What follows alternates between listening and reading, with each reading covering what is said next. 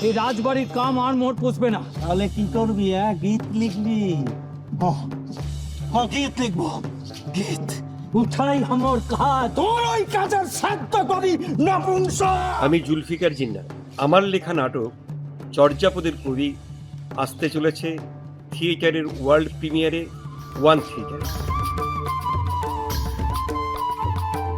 বাঙালি জাতিসত্তার যে নৃতাত্ত্বিক পরিচয়, সেটা নিয়ে একটা গবেষণার কাজে যুক্ত ছিলাম। তখন বাংলা ভাষার প্রতি মানুষের যে বাঙালির যে আবেগ, সেটা নিয়ে আমি একটু অনুসন্ধান করি।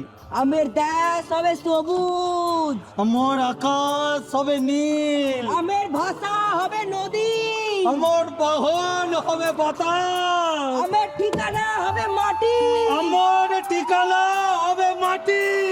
মানে আমাদের একটা ধারণা আছে যে বাংলা ভাষার যে মর্যাদা রক্ষা করার যে লড়াই, সেটা ওই 1952 সালের 21শে ফেব্রুয়ারির সঙ্গে যুক্ত। মানে আমরা বাংলা ভাষার মর্যাদা রক্ষার সংগ্রামটাকে আমরা ক্যালেন্ডারের ওই তারিখে আটকে রেখেছি। কিন্তু আমার পরবর্তী ক্ষেত্রে মনে হয়েছে যে বিষয়টা বোধহয় সেরকম নয়। মানে বাংলা ভাষার যে সংগ্রাম, সেই সংগ্রামটা হচ্ছে বাংলা ভাষার যে জন্মলগ্ন, সেই জন্মলগ্ন থেকে তাকে একটা দুর্দমনীয়, অপ্রতিরোধ্য একটা লড়াই, সংগ্রাম তাকে করতে হয়েছে।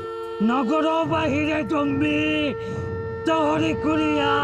মানে আমি যদি বাংলা ভাষার সেই আদিলগ্নের কথা বলি, যখন ওই মাগধী অপভ্রংশ ভাষা থেকে আঞ্চলিক উপভাষা রূপে বাংলা ভাষা সদ্য ভূমিষ্ঠ হচ্ছে, তখন কিন্তু সেই সময়ের যে রাজন্যবর্গের যে ভাষা, তার যে অবদমন, সে অবদমনের বিরুদ্ধে তাকে একটা লড়াই করতে হয়েছিল। আমার শুধু ছোট লোক নয়, আমার প্রতিবাদ করতে পারে।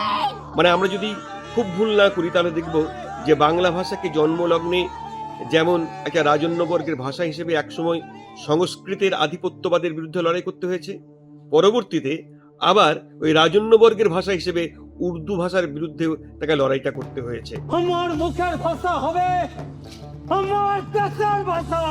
শাসকের ভাষার সঙ্গে যে একটা জীবন্ত ভাষার যে প্রতিনিয়ত যে সংগ্রাম, এই সংগ্রামটা আমাকে খুব আগ্রহী করে তোলে। এটার প্রেক্ষাপটে আমি চর্যাপদের কবি এই নাটকটার পরিকল্পনা করি। আমার লেখা নাটক চর্যাপদের কবি আপনারা দেখতে পাবেন থিয়েটারের ওয়ার্ল্ড প্রিমিয়ারে, ওয়ান থিয়েটারে, আগামী 6ই ফেব্রুয়ারি। আপনারা এই থিয়েটারটি দেখতে অবশ্যই সাবস্ক্রাইব করুন ওয়ান থিয়েটার।